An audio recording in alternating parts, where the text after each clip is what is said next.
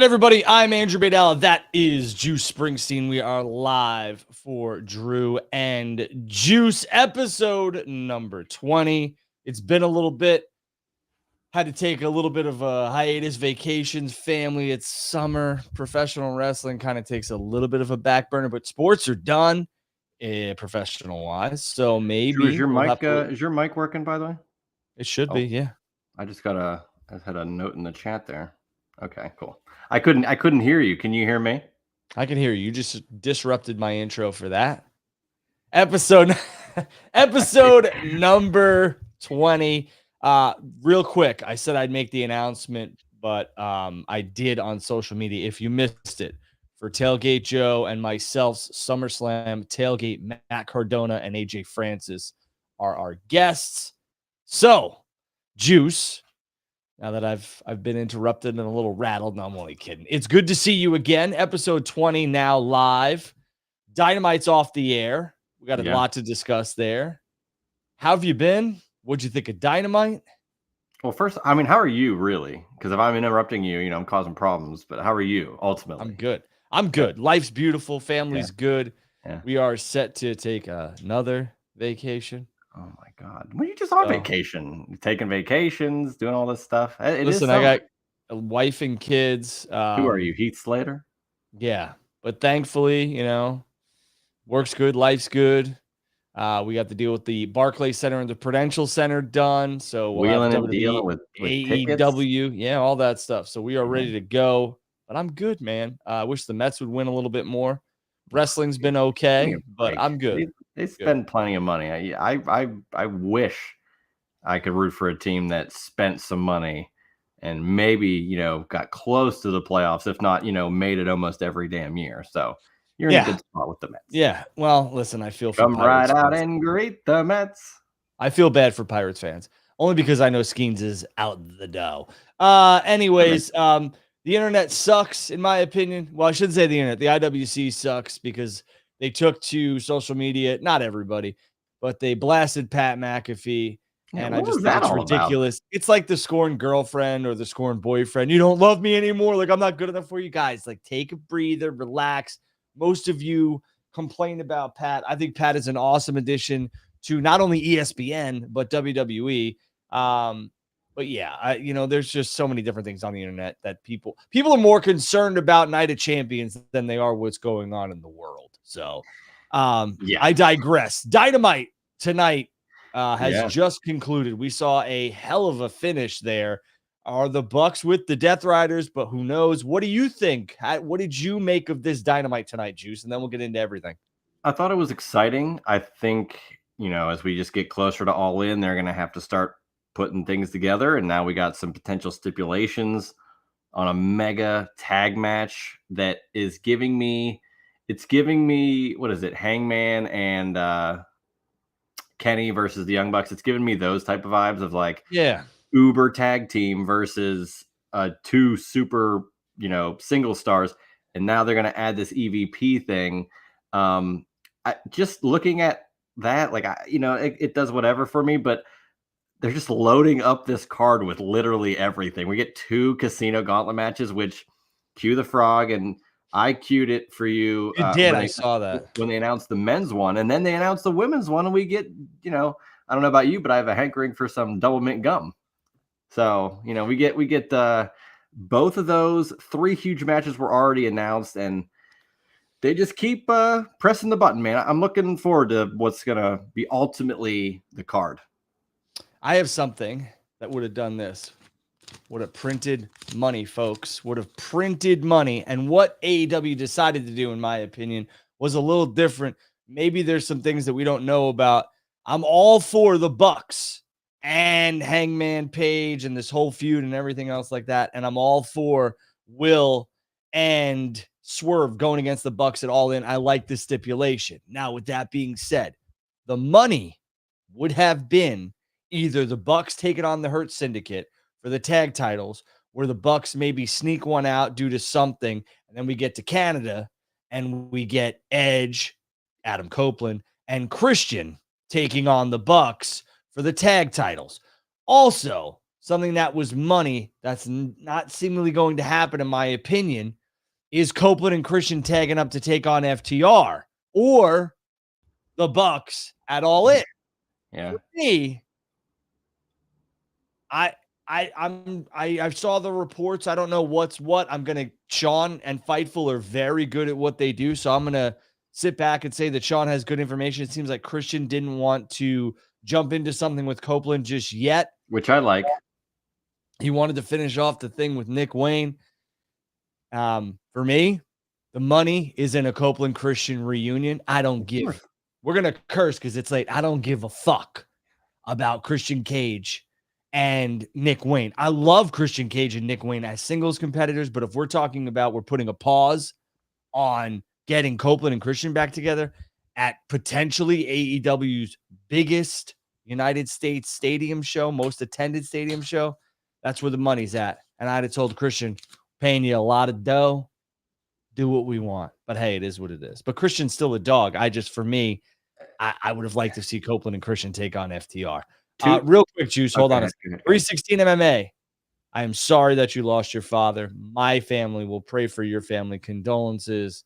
That is a pain that I don't wish upon anybody, and I hope I never feel anytime soon. So God bless you and your family. Go ahead, Juice. Yeah. I mean, to add to what you said,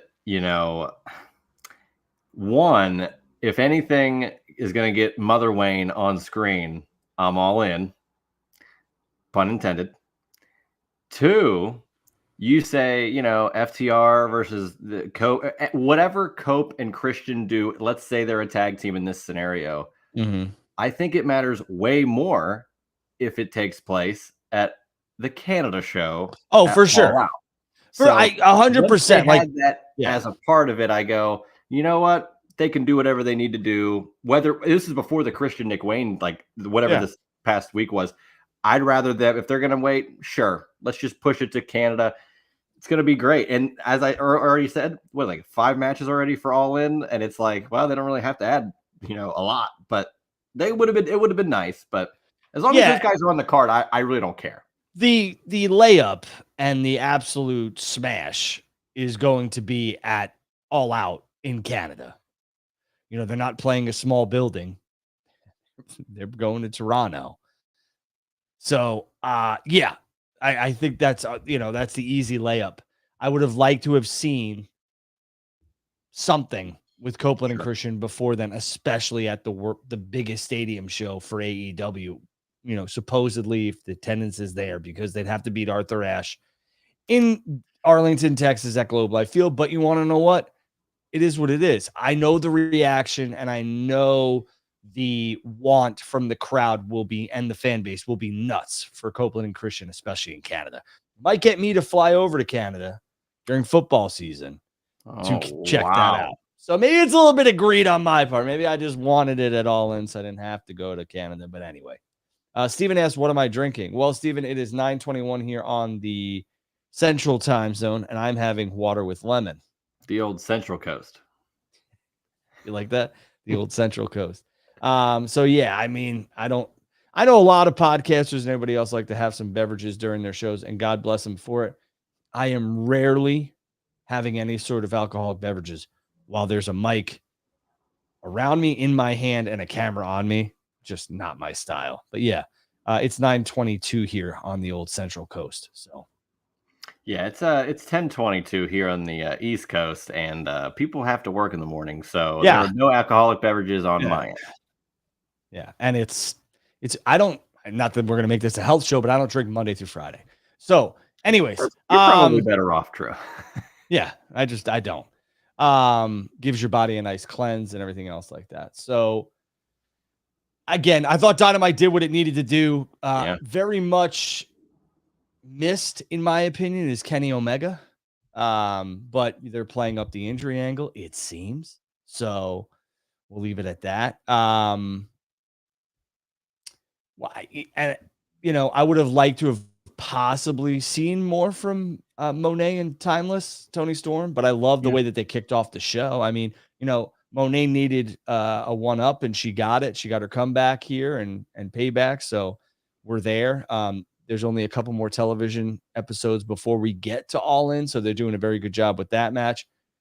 Kevin Knight and Speedball Mike Bailey. Kevin Knight's a dog. I like the tag team. It's going to be interesting. Yeah, well, I got to love that tag name. Who is going to take on the Hurt Syndicate at All In, though? Because we got two teams that seem like they want it.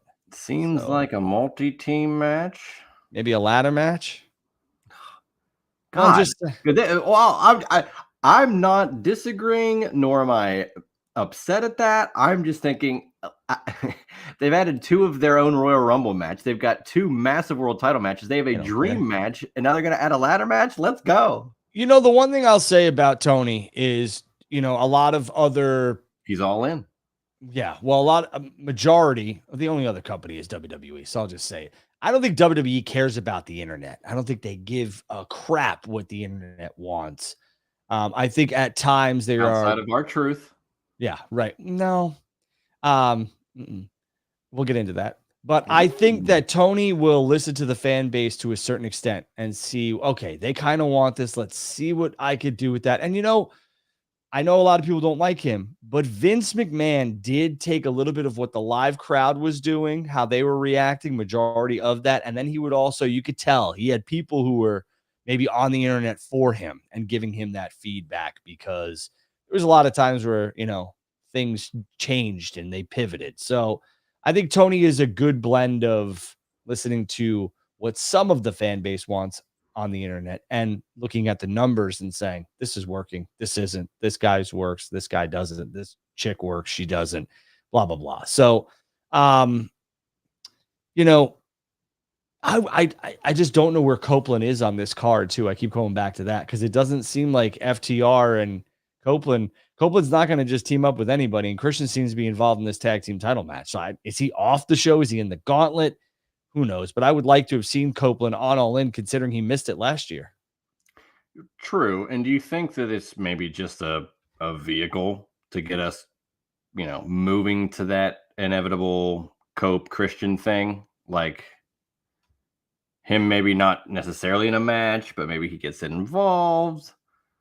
You know, something like that. I mean, how long is the Christian Nick Wayne thing going to go? What, you know, I relate that the same way with Cody pulling a rock the other day and going, yeah, well, you know, it's almost time for me to turn heel. It's like, what are we doing? Why, so, like Christian being like, I want to end this Nick Wayne thing. Okay. Yeah.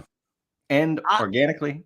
I I was there when Christian Cage debuted. Christian Cage has been one of in my opinion, he's one of my favorites. He can do anything you ask of him. He's very entertaining. I understand he doesn't look like he's chiseled out of granite. He's not 310 pounds. He's not your ideal, like, passes the airport test, like jacked out of his mind superstar.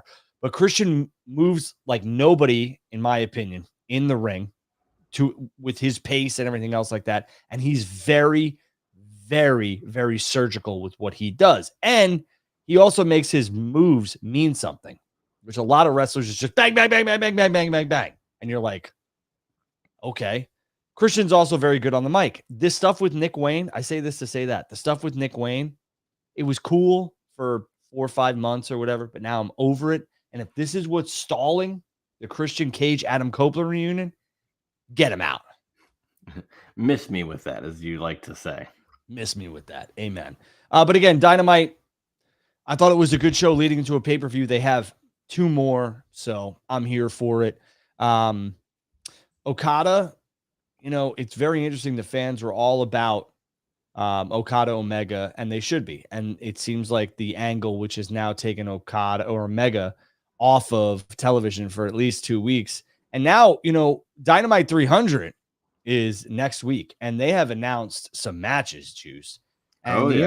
And the internet was all abuzz because, you know, you're getting some dream matches with Ibushi and Okada, obviously, which have had matches before this in Japan. Where's the build, Drew? Well, right. And that's what you're going to get from this. The only thing that I could say to this is that with I'm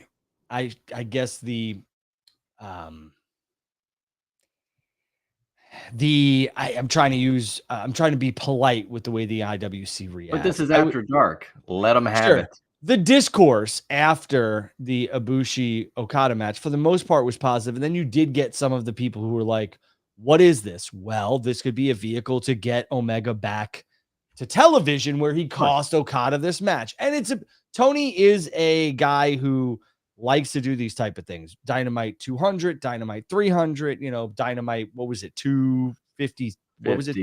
And then the one I went to was the 5-year anniversary. So they hit all those types of shows. Yeah. And I like that they do that because WWE has only started doing that when it got to 1,000 or your 10-year, 15th anniversary. Dynamite's like, you know what?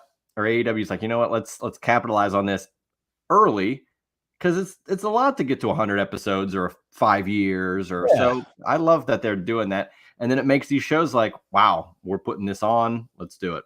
So, yeah. And, again, I don't hate it as long as Omega is going to show up at Dynamite 300, which I think he will. He probably will, yeah. We saw some qualifiers for the Casino Gauntlet. I think Stat was a little bit of a shock for me, but I'm happy. I like Stat. She's just in there first. Yeah, but I mean, a lot of people are up in arms saying Athena's not going to be in it. That's not necessarily true. All 4 of these competitors on both sides could be in it. I'd wager that would be the case, that this is just to get in first. This is, I don't think some of the men's competitors you'll see in there that you saw. Takeshita, Roddy, or Takeshita, yes. Roddy, or probably not. Who else is in there? Oh, Bandito. He'll probably be on the Ring of Honor card. Yeah, I don't think Bandito will be in it. So okay, well, because again, this is their Royal Rumble-esque match. Yet you want to be number one, which again, I love that. I love it's the Royal Rumble, but it's not. It's got a little bit of a nuance to it. It's got its own little rules, and I love the match. I'm glad that we get 2, and it raises the stakes. It makes it you get a world title opportunity. You win this thing, so I love it. And what do you think? They love the surprises, so that's really well, and that's what this match is, in my opinion, is set up for. You can get a Kingston return, a Darby return. I mean, you could have anybody show up in this thing. Jeff Jarrett, baby. Oh, jeez. All right. What did you think of the Hurt Syndicate MJF segment? I liked it. I'm still on board with you though. Like, it doesn't seem like it's supposed to be a one-on-one with another team. Like, I don't know if there's a solidified this is the team, which is funny considering we're getting a huge tag match without the titles on the line that they're just adding the stip to. So here's my only problem with the segment, Juice, which I don't think a lot of people picked up on. I loved it until Mark Briscoe came out, and I was like, oh shit, they just telegraphed who's going to win this number 1 entrant in the Casino Gauntlet. It's going to be Briscoe, and then lo and behold, it was Briscoe, and because MJF's in, he's going to win his thing too, and it's going to be, I guarantee you, it's Briscoe and MJF starting off the Gauntlet, and that's fine. But I don't know, maybe just don't have Mark Briscoe cut that promo before his match, because it just screamed to me. It was like, okay, MJF's fighting for a shot next week. Here's the only guy to come out is Briscoe. I was like, here we go. Or it's to swerve you. That's what they want you to think, Drew. Well, listen, match was good. Yeah, Briscoe wins, pins Roddy Strong. For my opinion, the people who eat the pinfall loss should not be in the Gauntlet match. That's just me. I think Roddy should be in it. I don't think Bandito should be in it. Well, I mean, and I like Willow. I think Willow should be in the match too, but she took the loss to Chris Statlander, so we'll have to wait and see. Morto said the main event 2 weeks in a row, and everybody's drawing the conclusions. That's because Mortos and Monet are together. The M&M. I don't know. Whatever. I thought the main event was good. What did you? If there was one thing you took from this Dynamite episode, and then we're going to move off and we'll talk about Night of Champions and some news and rumors and whatever else you want to get to, plus your questions from all of you watching. I appreciate everybody watching. What did you take from this episode? What was one thing that like stuck out to you where you were like, okay? I think that AEW really wants the fans as if they're not already, but I think they're, just making sure. AEW really wants to stack the deck against Hangman, really wanting you to hate Moxley and the Death Riders, because for a long time it's been that, and the discourse has been, for the love of God, can we just end this? Do you think it's going to end? I'd like to think it's going to end at All In, and I still don't know who that is because there's been a lot of, scuttlebutt around, could Hangman actually win? Is there another thing we're not thinking of with the Casino Gauntlet? Like if someone surprise wins that, and then Well, I think can you all cash eyes that in? all eyes are on who wins the gauntlet. I mean, So, yeah. let's just say it. If the Gauntlet happens and Darby Allin is in it and Darby Allin wins No, it, I'm just know what? no. Know what? Mm, No, he's not no. in it. No, he's not. What? No, I think Darby could be in it. Okay. Again, if it happens, it happens. I mean, if it's entertaining, I'll I'm just I'll saying, buy it. what is your no?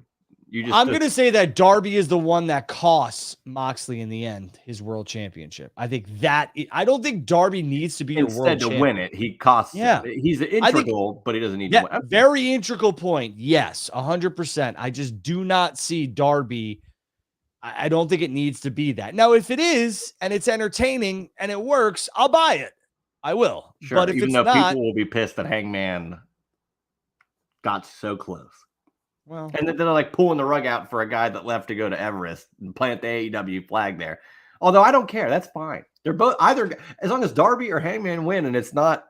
but what a way to get, what a way to get Darby back in the fold to cost Moxley his prize. And then we get his ultimate, and then we get a match at All Out in Canada between Darby and Mox, and it's some sort of stipulation. That'd be kind of fun. So, so for me, Darby does not have to be the guy holding the AEW World Heavyweight Championship at the end of All In. He could be the guy who passes and takes it out of the briefcase to Hangman Page, and that's a feel-good moment, in my opinion. You think we're going to get a new title design? No, I think AEW needs slightly altered, maybe. I know that new title design is kind of drastic, but they've put a cowboy hat on it. No, it does look like a big belt buckle. Well, I don't know. If I'm AEW, that's my stage design for All In. I'm using the big belt buckle that they've been using for the logo. That's what I would sell them. Oh, they probably will. Well, you know what? I don't know.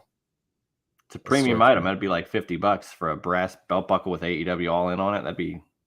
They should get an actual person who could do cowboy hats inside the stadium and charge them some dough. And I guarantee you people will put AEW on the brim or whatever. I would take a plain one, but I'm just saying that's a way to make money. The belt buckles, the cowboy hats, people are a sucker for that stuff. Just like people go to New York and they got to buy the stupid Statue of Liberty things and the I Love New York stuff. Go make some dough, AEW. Spoiler alert, I could not find a Newport cowboy hat, so. You looked for it. Drew, I've been looking up and down for certain things to cultivate the perfect outfit for this big event, so. Oh, no. If you show up in neon no. breeches, I'm out.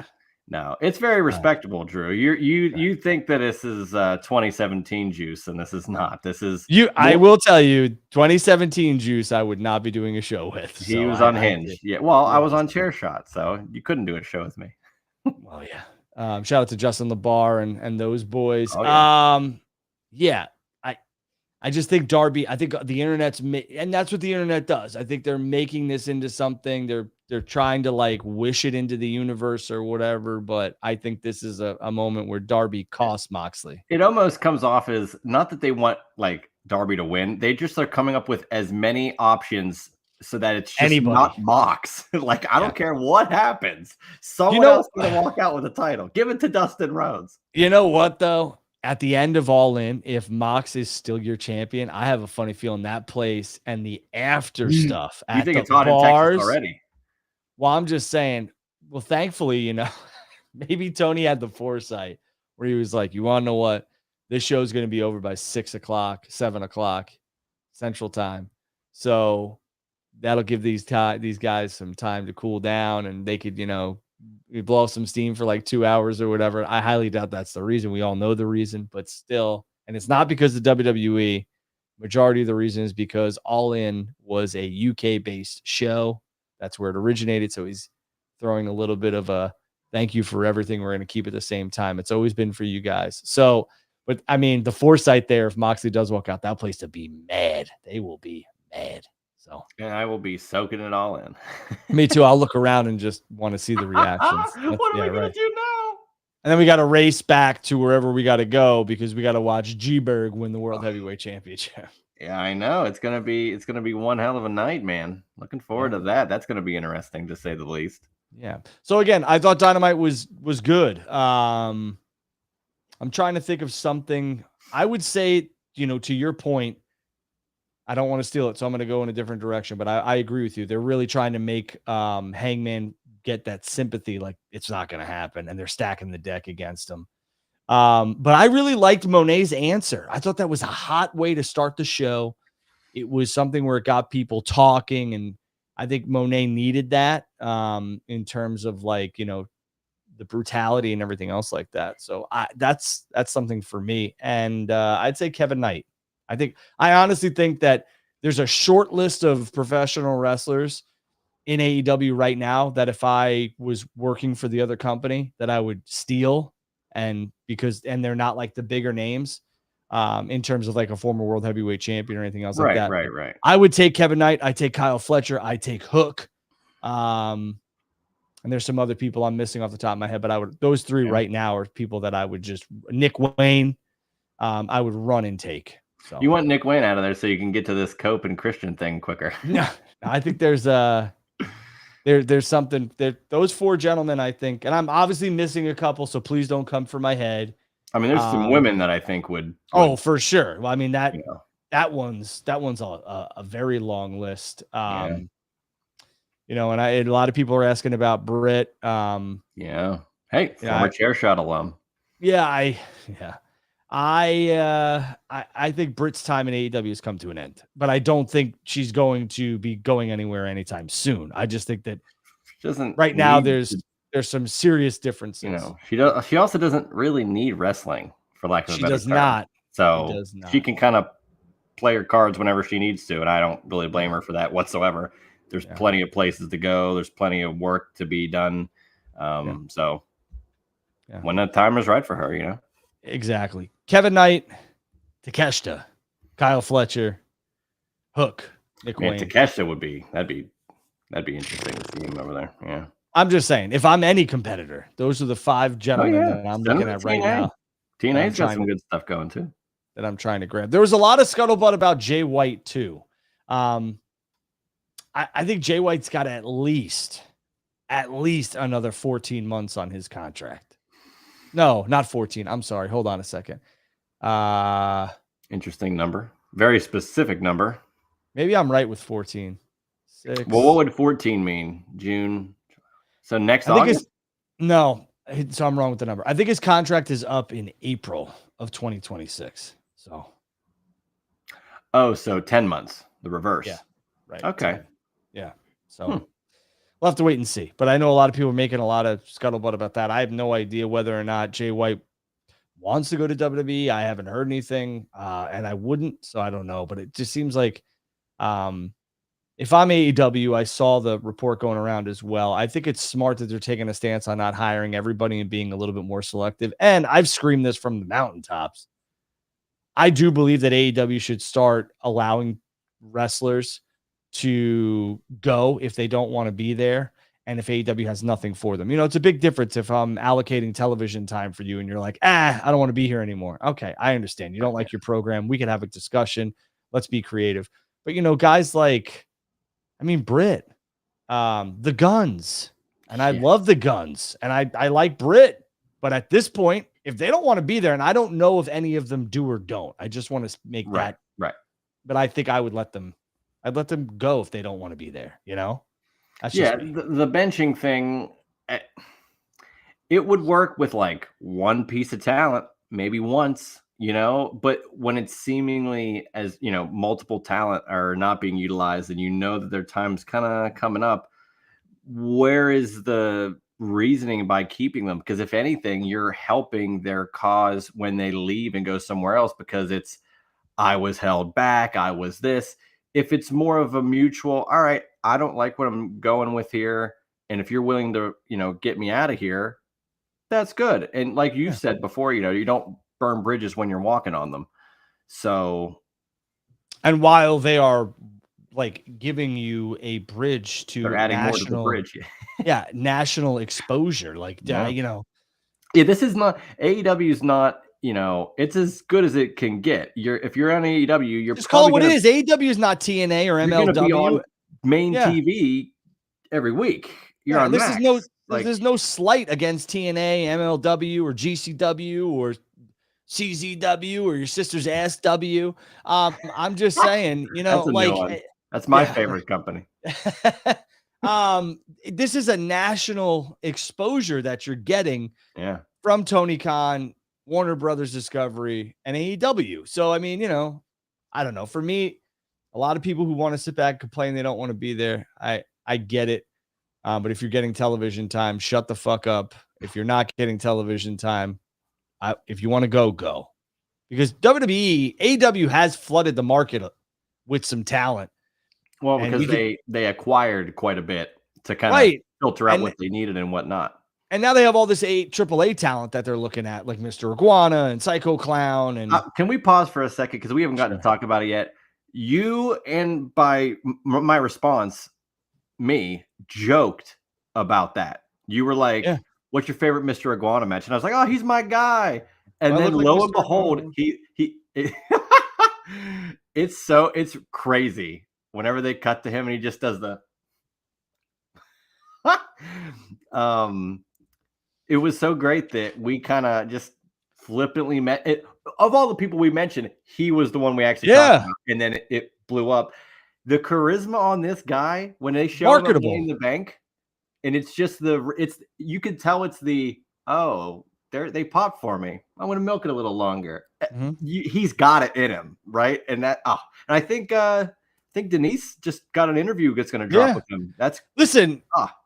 More power to him. He's over. I will say this though, for me, I know WWE looks at different metrics in terms of TikTok and Instagram and everything else like that.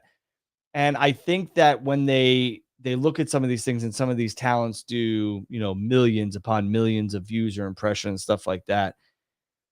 I think it's all about what they do once they get there and the sustained reactions because, Joe Hendry's a great example. Dude got an insane reaction at WrestleMania, and he was really made famous, in my opinion, because of the short clips that a lot of people saw of him on TikTok and Instagram and everything else like that. And he was at the Rumble. Yes, for sure. Both those tied in to be like, this guy's not just a one-off at the Rumble. Now he's here too. And I don't think Joe Hendry's kind of cooled down, but I think he's not. Like they should have really capitalized, in my opinion, WWE off what they had at WrestleMania because that reaction was a loud one. I mean, I don't think Joe Hendry. Yeah, and I don't think Joe Hendry's like done, buried, or anything else like that. That's just stupid. But I will say that I don't necessarily think that the younger audience who has an attention span of a flea with the TikTok shit, just because it got over once or twice doesn't mean it's going to stay over. So that's my only thing. You got to make the most of your 15 minutes like a Mr. Iguana, but if you have a little bit longer like Joe Hendry, you got to sustain it for longer, and it's tough to do that. And I will say that when you're only on NXT, right, and I saw, it was kind of a low reaction for him on NXT, but again, I look at that venue and those fans in particular as a vacuum because they are the same fans more often than not every week. Right. And I was at 4 straight TNA tapings 2 nights in a row, and the place was unglued for Joe Hendry. All right, let's talk about that for a quick second. His main fans, are very into him. Who got the loudest reactions at the TNA shows? I have not been to one. Joe Hendry, the Hardys, which is it's not shocking, but it is because it's like they've been doing this for so long. Mike Santana got a huge reaction. Which again, no surprise considering him, Joe Hendry, and Trick Williams have been kind of going back and forth, and it might be a triple threat at Slammiversary. I don't think it's all set in stone yet. But Trick Williams, another guy, even though he's an NXT guy, I was there, yelling "whoop that Trick" and doing the Booker T ad libs in between. He was over as hell too. So I mean, the top guys, the Hardys, your legacy teams. Some other guys, Santino Marella, of course, as the authority figure as well. John Cena. That's right.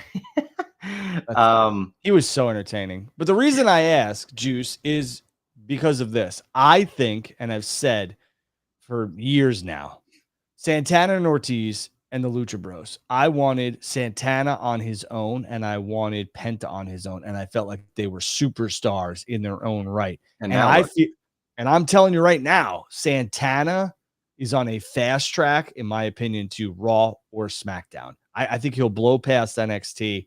And I think that's where he'll go. And I think he would be a welcomed addition, not only to any roster, but the WWE quote unquote main roster. So Santana's one for me to watch. I wouldn't hate him on NXT, and I also Mm. wouldn't hate Santana on. I think SmackDown would be uh, kind of the best spot for him.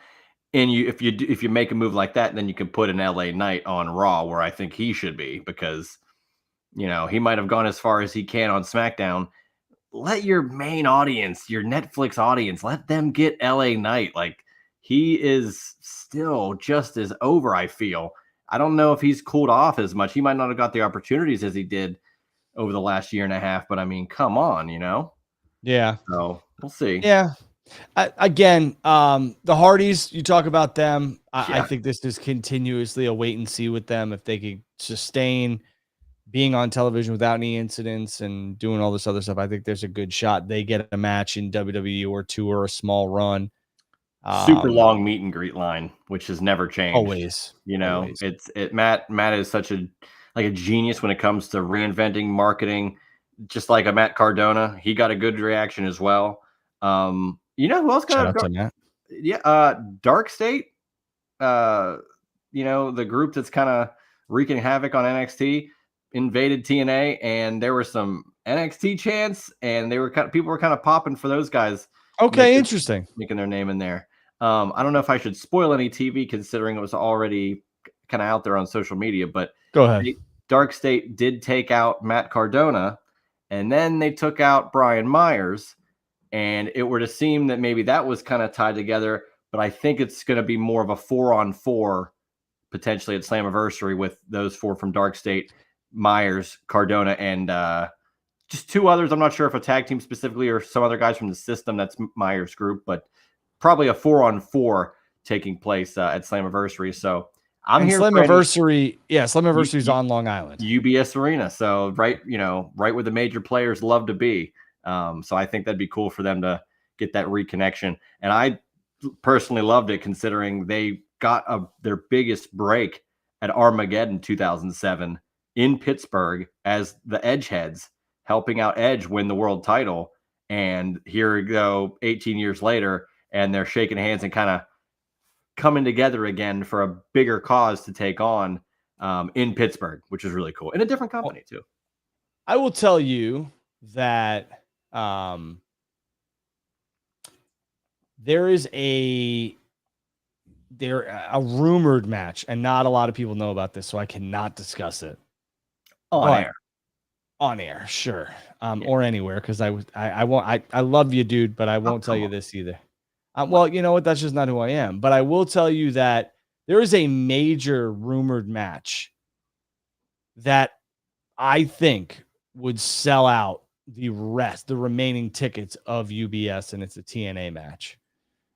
It's not like they're bringing in John Cena to wrestle in TNA. That's not what I'm saying.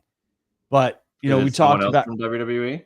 No, we talked about these gentlemen. Okay. And I think that it would make me want to travel to Long Island if the match happens, because I think it might be the last time you see this match. So we'll see.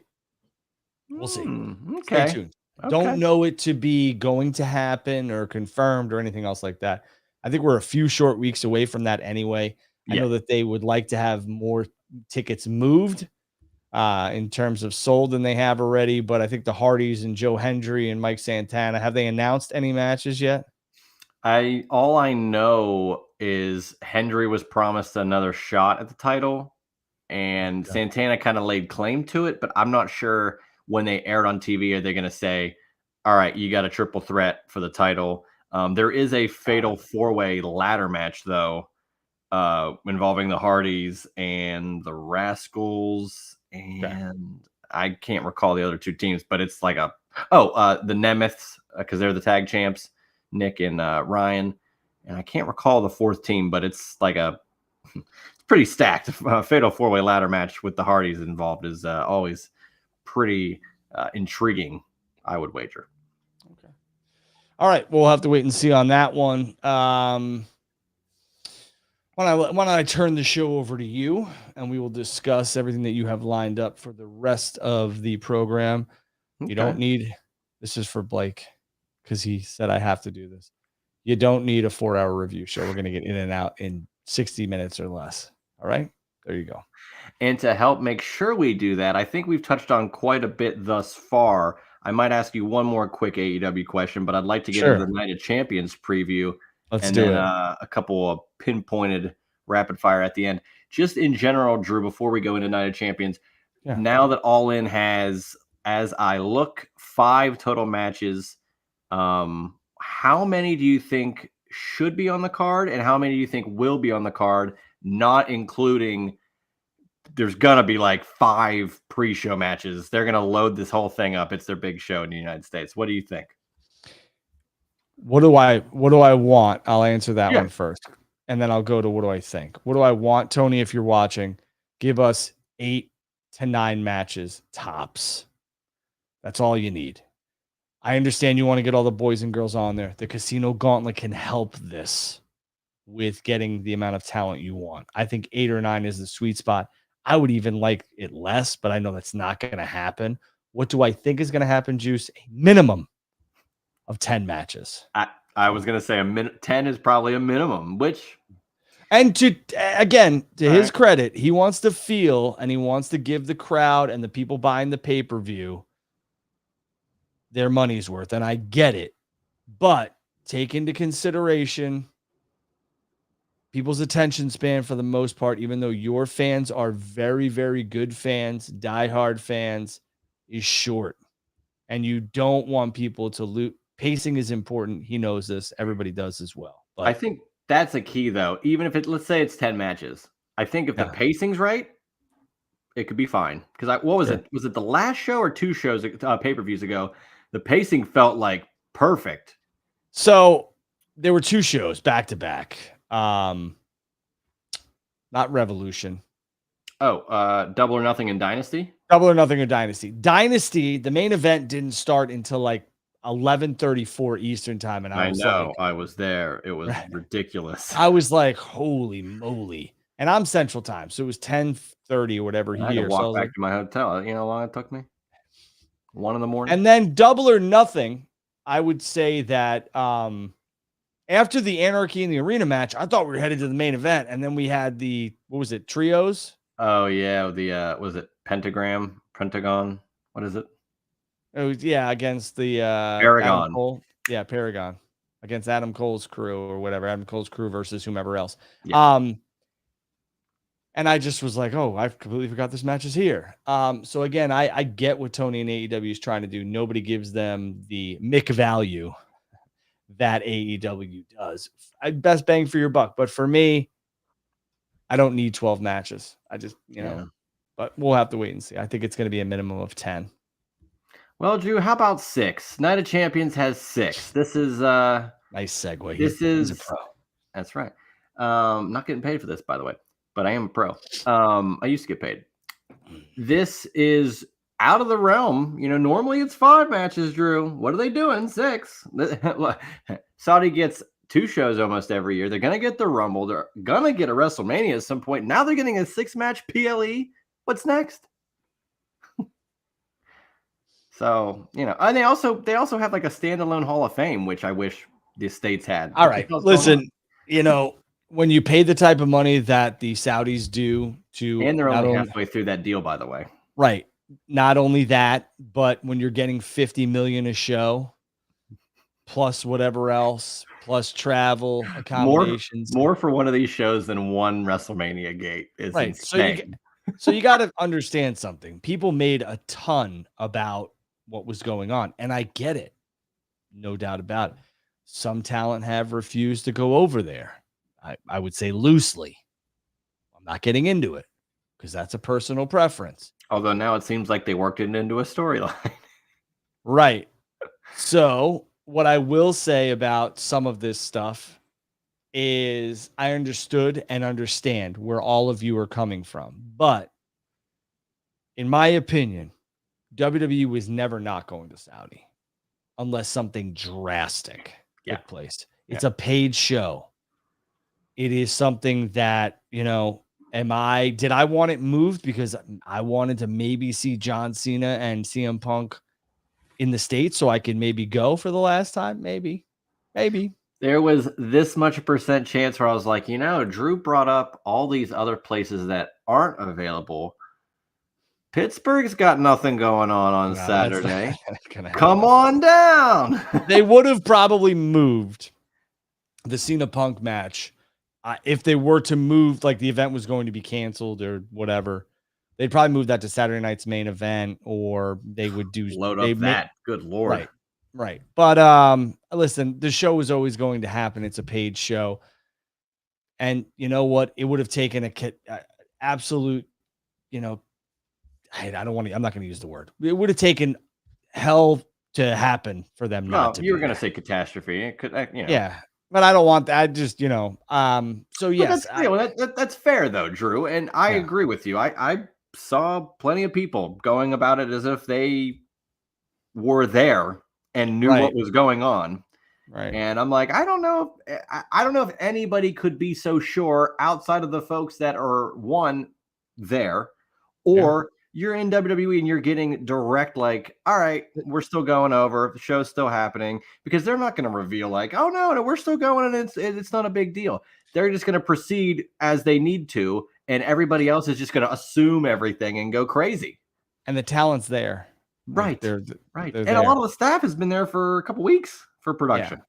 Yeah. So again, it just was a lot to do about, nothing, because at the end of the day, were the comments justified? Yes. Was it going to change? No, it's not. And I think a lot of, but don't act like you know what's going on. You're not there.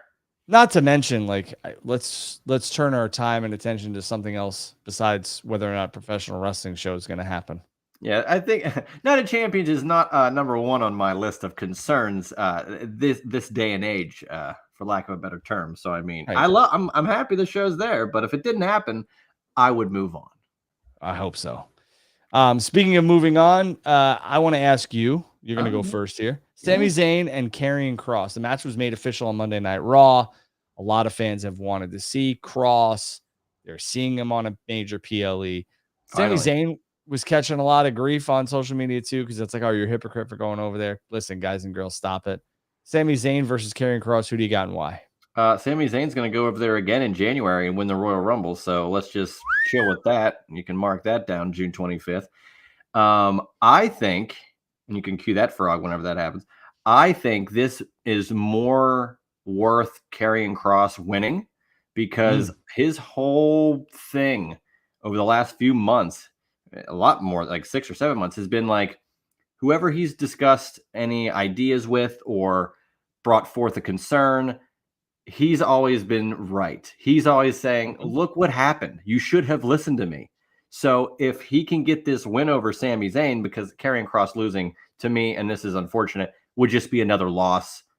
It does nothing. It doesn't mean anything. If Karrion Kross wins, he can then go, you know what, Sami, you should have listened. Now do you understand? Now do you get it? And Sami could go, well, I didn't want to agree with you, but how can maybe he second guesses himself. Maybe he starts doubting himself. Maybe he becomes something else. Because I know some people want him to turn heel, and that could be something, but it has to start somewhere. It's not because, it's not in Sami to just flip on a dime. So give me Karrion Kross to win this match, and I'm looking forward to seeing what happens next.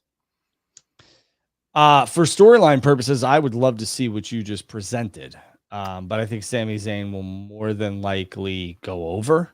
But I would like to see Kross get a victory here. That way he could, Kross and kind of be like, see, man, I told you so. Like, you really need to get your act together. Like, you could be something, but you're not like there. So I would like to see, you better lock in. But I would like to see Karrion Kross get the victory there. I also wanted to comment on something. People were like, Sami Zayn and all these other people, Punk, are going to Saudi now because it's an extra bonus payday. Those are done with. They're backloaded into their contracts. So, guys like Punk and Orton and Rhodes, who you regularly see, well, not Punk, but Orton and Rhodes, who you regularly see on these Saudi Arabia shows, that's because they're paid handsomely. So that's why they go. So the backloaded, the bonus checks are gone in terms Again, of all of a sudden, everybody online is working in the financial department at WWE. They're all lawyers, doctors, financial experts. Rhea Ripley and Raquel Rodriguez in a street fight. I feel like this was a match that was kind of put together because this wasn't what was going to happen. I think that there might have been something with Liv, but unfortunately, Liv is not here because on this card because of her injury. Wishing her the best. What do you think? What do you got here? I agree with you there. I think Liv absolutely could have been a part of something, and I wonder how it kind of translates into the Evolution card because I think she would have been a heavily prominent figure there in one way or the other, whether it was a tag match or single. But this, it being a street fight gives a percentage higher than 0 that Raquel Rodriguez could win the Battle of the Double R's. But I ultimately think Rhea Ripley is going to get the win. I say only a small percentage because at least in a street fight, Rhea doesn't have to get pinned, like, quote, clean. There could be some shenanigans, some chicanery, what have you. I don't know. I just don't see a world in where Raquel I have been wondering when the last time Raquel Rodriguez got a one-on-one victory of importance. Yeah. When? I don't know. So unfortunately, this seems not like a throwaway because I think it'll be interesting for sure, especially with the street fight stip. But I'm taking Rhea Ripley. Yeah, I'm going to go Rhea Ripley here as well. I think, Rhea's back on the upward trajectory in terms of wins and trying to reclaim one of the women's world heavyweight championships. Jacob Fatu, against Solo Sikoa for the United States Championship. I'm all on Fatu on this one.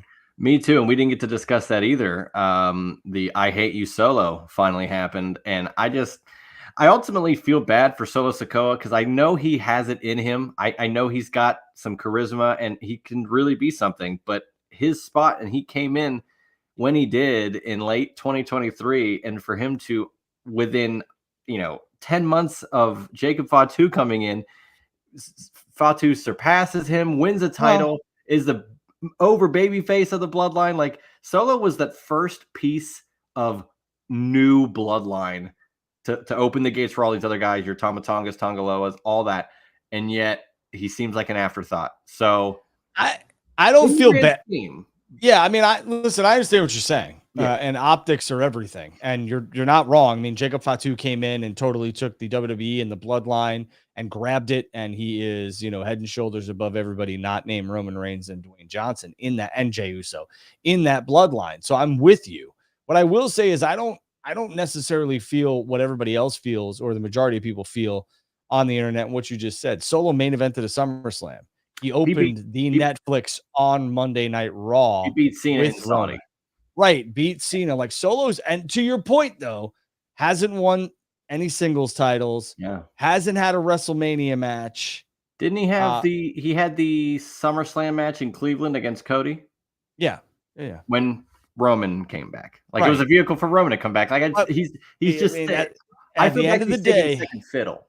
That's sure, all. But at the end of the day, these guys don't look at that. They're looking at their exposure and all that other stuff. Right. Course, and they're getting paid. But I agree with you. Listen, if we're talking about pecking order, Jacob Fatu went to the moon and Solo's still sitting on, Earth. So I'm with you. I don't see a case where Solo gets the United States Championship. No. This could be the swerve on the card that they do this and you get somebody who debuts, who is Solo's new heater, whatever, who knows, or they're going to add to that bloodline with JC Mateo, which I can't stand that name. But who knows? We'll have to wait and see. Let's talk about the King of the Ring Championship final. I'm hoping they don't have a King of the Ring title. There's been a rumor because they did the Crown Jewel Championship. So this should be something. They're probably going to run that back in Perth. They're probably going to do that Maybe, again. but I'm hoping they just do the crown and all that other stuff like they There was an have. original King of the Ring title in I '95, I but they know I saw never.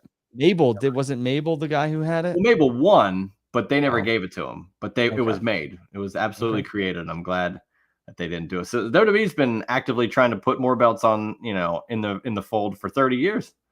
Yeah. Orton and Rhodes. I'm going to sit back and say that this is Cody Rhodes. He gets the victory and he goes after John Cena and calls his shot at MetLife Stadium. Would I love to see Randy win? Sure. But I'm going to say this about this Saudi card. Saudi Arabia is getting two of the matches that the WWE universe and wrestling fans across the globe have wanted for decades. The rematch between Cena and Punk happening in Saudi Arabia. Orton and Rhodes, which people were wondering if that's going to happen at WrestleMania Yeah. or a SummerSlam, is happening in Saudi Arabia. So Saudi Arabia is eating good, and rightfully so. But I would like to have seen one of these matches in the States because I'm selfish like that. I'm going to go with Cody. You? I think you could still potentially see these two guys go at it again based on Cody winning this match. Could Randy Orton punt Cody so far into the head that he, goes back to the States? So I don't know. I take Cody in this match, but Orton always has heel in him. It always just matters on when he wants to flip that switch, and it depends on who it would be against. Like if it's against Cody, it will work and it'll be dastardly, and they got a great story already built in with the legacy thing. And you can play that up again to a rematch at Saturday Night's Main Event if you want to. There's a lot of opportunities there, because as I always say on here and even on my own show, The Juice Box, I just feel like what's next is almost more intriguing to me. So let's just say this happens and Cody wins. What is next for Orton? That's a good point. Does he have a prominent match at Saturday Night's Main Event? Where does he fit at SummerSlam? There's a lot of moving pieces that if Orton doesn't win King of the Ring and have that slotted title match, he's not going to be left off SummerSlam. Right. What's he do? So I don't know. Exactly. I think turning heel could be a move. All right. I like it. I like how you have for the most part. I like how you're adopting the what's next if this guy loses. Because I think a lot of fans, whether you're in this for just to get on here and talk with your buddies and your friends, your internet friends or whatever, cool. But you need to start thinking outside of the box. You don't want to have the business mindset. Fine. I get it in terms of dollars and cents and everything else like that. Fine. But you need to start, if you're going to pretend to be a fucking booker, you need to look at this and be like, hey, okay, if I have Orton lose to Cody, how does it happen? And where do we go from here? I think Eric Bischoff said it best. Okay, we're doing this on Sunday. How do we hook them to Monday? And what are we doing after that? And then, and that's the key, because and I think I kind of always negated it and kind of looked at it negatively, but I think as you get older, you kind of realize how many times I would maybe remember more than you, because I watch more WCW pay-per-views than you probably ever will. Than anybody. At the end of those shows, they were always like, what's going to happen tomorrow night on Nitro? They didn't need to do that. They had to do that. There's going to be a show the next night. They have to hook you. They have to do something. I remember at WWE pay-per-views in 98, 97. We'll see you tomorrow night on Monday Night Raw. You're not going to want to miss it because they had to, because they were in a legitimate war for ratings. So, and the companies don't need to do this now, but you also have to, so you don't need to be like, well, what's Randy going to do on SmackDown? What you do need to do is start looking at it from a perspective of, all right, Randy's losing to Cody. What do I do with Randy next? So good on you for doing that. Asuka and Jade Cargill, Queen of the Ring tournament final. I'm all on Asuka. I like Jade Cargill. Don't get me wrong, but I'm all on Asuka here. I think Asuka could get to Io Sky without winning this match. Therefore, I'm taking Jade Cargill to get the win and go on to SummerSlam, potentially win that championship, only to have it stolen away from Naomi. Ooh, okay. I like that. Yeah, that's very predictable. I've seen that. And but I like it. It's not always bad though, Drew. Sometimes it's the right call. It's not. Something that is unpredictable is our main event, I presume, for Night of Champions in the Kingdom of Saudi Arabia. It has to be the main. What are we doing? They might kick off the show so those boys can get the hell on. John Cena and CM Punk, the return match, the rematch, whatever you want to call it. I think they've wrestled like what, 8 times? Something like 6, that. whatever. But this is the match that a lot of people have been clamoring for since Cena announced his dates and CM Punk came back to WWE. And the Kingdom of Saudi Arabia is getting it at Night of Champions live this Saturday on Peacock and your local, I guess, streaming providers, if you want to call them 1 that anymore. o'clock Eastern time. 1 o'clock Eastern time. John Cena, the greatest of all time, the 17-time world champion, going against CM Punk. I'd love to see Punk win this, but it ain't gonna happen. John Cena, Juice. I think Punk needs to win a world title before his career is all said and done. Oh, But yeah. I don't think that happens at Saudi Arabia. Although that would be that'd be like perfect, right? It's like, hey, all right, you Punk, you want Here's your moment. Here it Here's is. Here's your moment. That would be something. I just hope the match. I want it to be better than the Orton Cena match. I felt that I had a lot of hype going into that one too, and I'm You didn't like that match? it's not that I didn't like it, but it was. I don't know. It just maybe I wanted it on a bigger stage. Maybe that's the thing. Like it's just like, man, we're doing this at Backlash. Like you could have done it, you know. And I know the PLEs are bigger now, but I'm glad that that match at least happened, and I'm glad this match is finally happening. Night of Champions 2012, these two hooked it up in Boston. Punk wore the Yankees tights, and it was amazing. They ended with a double draw with a double pin, and I love that finish then. And I hope that they maybe call back to that. But these two just have such great chemistry, and I hope to see that chemistry return. It's been so damn long since they've last wrestled, and correct me if I'm wrong, but I think their last match together was, I always say, arguably the greatest match in Raw history, February 25th, 2013. Winner goes on to face The Rock, where Cena hit the pile, or Punk hit the pile driver on Cena. Cena hit a Hurricane Rana. Unhinged behavior from both men.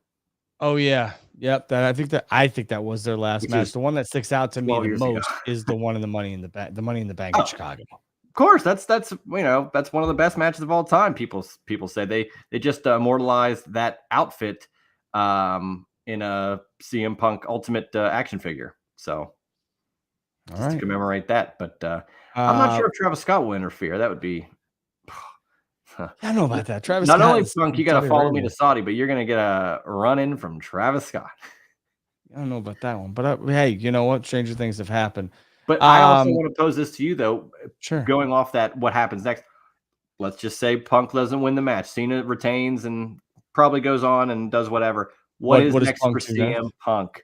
Because Rollins got the briefcase. Do you think Roman's coming back at some point? Punk could be lost in the shuffle if he doesn't have a plan. What do you think? I think it all to depend on what happens on Saturday night's main event live from Atlanta, Georgia. I think if Goldberg wins the World Heavyweight Championship, then I think Goldberg will wrestle, obviously in a rematch at SummerSlam, or, you know, maybe before that. If not, if Gunther retires Goldberg, I can see CM Punk and Gunther locking up for the World Heavyweight Championship at MetLife Stadium in the main event of night one. Cody and Cena will main event night two. And then Rollins cashes in on Punk. On CM Punk, yes. Rip it from him. Yeah. Would you rather him do that, or would you rather him do what he did at Mania 31 and just a triple threat match? You know what's like crazy in the timeline of these things is there was rumors going around that it would be Breakker who gets the World Heavyweight Championship opportunity, no matter who the champion is, and Seth would turn on Breakker. Breakker wins, and then he cashes in. For me, first of all, it's telegraphed, number one, because Breakker is as good as he is. He's not there yet. And the whole reason why he's with Seth, in my opinion, is to get him there. And we're going to break the group. Batista Triple H type thing. We're going to break the group up 4 months into it. Like I pump the fucking brakes a little bit. So I just don't see it. I could see what you just said. I could absolutely see that playing out where it's Punk and Gunther. Punk has an unbelievable moment in MetLife saying the place goes absolutely bananas, and then out comes Seth Rollins and ruins the day. So yes, I could see it. All right, yeah. I mean, I'm looking forward to this as a whole. This lengthy card, 6 matches. Look out. That's right. That's right. So we'll see. Unfortunately, we don't get Dom versus AJ Styles, but maybe we'll get that for a Saturday night's main event. Looking forward to that when that event eventually happens. Yeah, I'm gonna say I think the people, I don't know what the rumor has been or the scuttlebutt has been about why the match isn't taking place, but I can tell you that I think somebody with some really nice hair just said, "Hey, I'm not really comfortable going to Saudi Arabia." That's my I guess. thought it was an injury to Dom, but I don't think so. that's what they were reporting, Drew. There's an actual injury to Dom. Well, WWE said so it has to be true. Oh yeah, all right, got it. My bad. Come on. Rapid fire questions. Go for it, and then we're gonna sign the hell out of here. All right, I got 3 for you. All right. Quick thoughts overall on Cena's pipe bomb. Does it only work because of it mirrored Punk's, or was it better than that? Because people were comparing Cena's heel turn to Hogan's, but Cena's heel turn doesn't happen without Hogan's heel turn. So this pipe bomb doesn't happen without Punk's. Was it as good? Where did you fall on that? Because I thought it was pretty damn good. I love your unabashed allegiance to WCW. So God bless you for that with the Hogan thing. How I relate things, brother. I hear you. And you're right. Some people have to, crawl before the others can walk. So I'm here for you. Do I think it was better than CM Punk's? I think they're two totally different promos. I understand where a lot of people want to, compare them and whatnot, but I just think John Cena's promo added a lot of fuel to this feud, which it needed. And because it was a quick one, it's easy. But, I don't think I think John's doing the least amount of on purpose. I think he's doing the least on purpose. And I think people are not fully understanding that. And when people are going online and they're saying how bad it is when they're a bad guy, that's when you know it's working. And John is giving you all of that, and it is working. He wants to ruin wrestling. He's doing it. It is working. It's absolutely working. So rapid fire number 2. Hold on a second. We got a question from Ben Callahan. Hey, Drew, any news on the state AEW will be? What state AEW will be in Australia? Hoping it will be Sydney. I think it's a good chance they return. I am not going to give you a location because I would be guessing, and I don't like to do that. So we don't deal in rumor and innuendo. Yeah, they're definitely going back. I think AEW is going to have a more international presence in 2026, like heavy. Juice, what else you got? Shameless plug for upcoming on Monday evening Raw, baby. 6 p.m., baby. We had Monday afternoon Raw earlier this year. We normally have Monday night Raw, but I get to be in attendance for Monday evening Raw, 6 p.m. live. Your time, right? 6 p.m. time. Yeah. Your time. So that means 5 o'clock my time. I love it. That's right. Absolutely. I absolutely love it. I'm looking forward to it. And it means SmackDown, which I believe will be the first time back to 2 hours, if I'm not mistaken.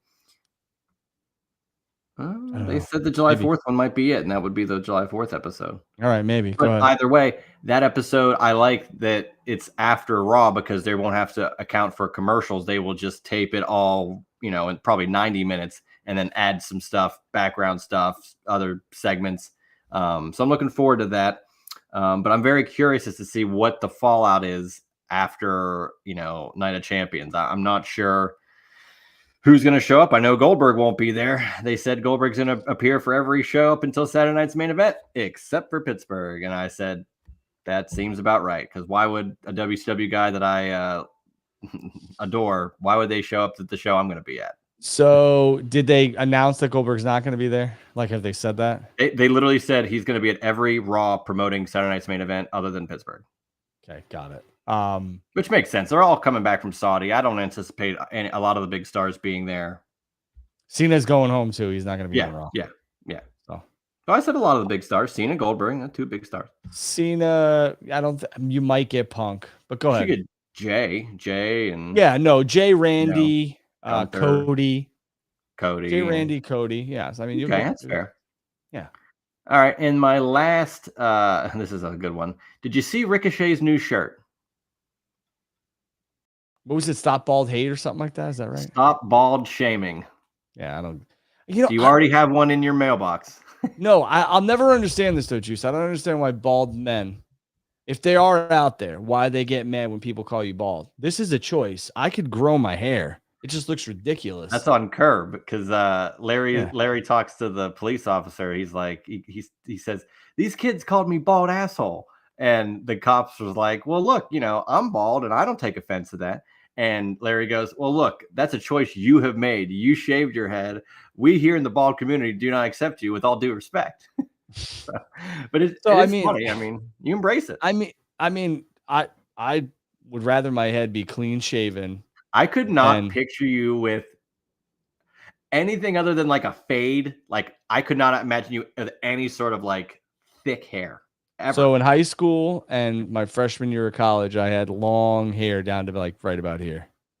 You're gonna have to go through some of those archives and then I cut it. I want to see it. My learner's permit has me with long hair. I think my mom has it, but I have long hair on my.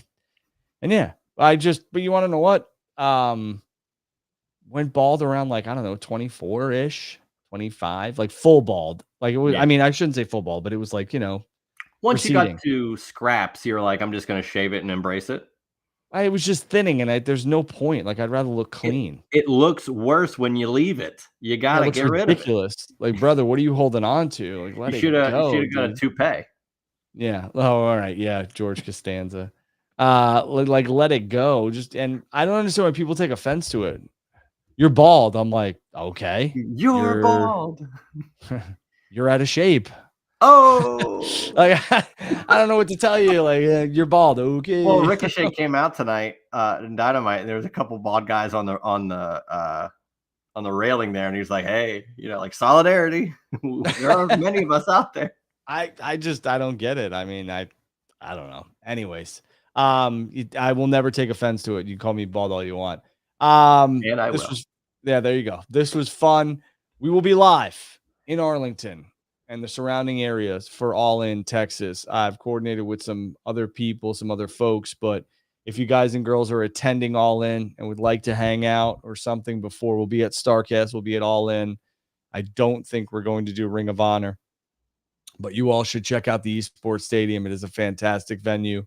It's fun. It's easy to get to. And it's intimate. It's small. There's no doubt about it, but it's a really cool venue to watch wrestling in. So go check it out. Looking forward to the weekend. It's going to be hot as Hades. So for all you people posting about how hot the East Coast was this week or 2 days ago, like get over it. What are you wearing? Tank and shorts to the show? You're going to be in a full-fledged suit. I know you. I know how you roll. You're going to look nice. It depends. I don't know. I mean, if it's 100 degrees, I really don't want to be in a suit. Wait a second. Isn't it a retractable roof? Yeah, no, it'll be closed. They rarely open that sucker. They would be out of their mind. Yeah, no, they rarely open that. Cooking eggs on the mat. Yeah, no, I will tell you the remainder of the week, I'm probably in a tank and some shorts and some flip-flops and sunglasses. It's going to be hot as hell. So looking forward to it. Hopefully, like I said, if you guys and girls want to reach out, we'll set up a meetup or something. I know that there's something going on that people want me to be a part of. I think Thursday we'll get something together. Other than that, this was fun. We'll do a live show in Texas because we'll all be together. It's just easier to do that. And we'll see what's popping for next week. Juice, anything you want to plug and promote before we get out of here? We got the Night of Champions prediction show with yours truly and Josh Eisenberg that we recorded earlier this week. And it's coming out on Friday. We dove into a lot of stuff, a lot of intriguing fantasy booking things, and just a lot of good opinions from Josh and myself. So check that out. Look up the Juice Box with Juice Springsteen, and you'll find me there. There you go. His @ is right under his name. That's my @ Andrew Baydala. Make sure you follow Juice. Make sure you follow myself. Shout out to Josh Eisenberg for the Juice Box and the prediction show. Shout out to all of you who watched. We had over 300 people watching this on X, another couple hundred here on YouTube. So I thank you for that. It's a Wednesday night. We don't normally do these. This was a smash. I appreciate it. Make sure you guys like, subscribe, and follow. Hit that bell for notifications so when we go live, you will know. Final Bell Media. Shout out to the amazing partners there. I hope you guys and girls have a great rest of your week. We are out.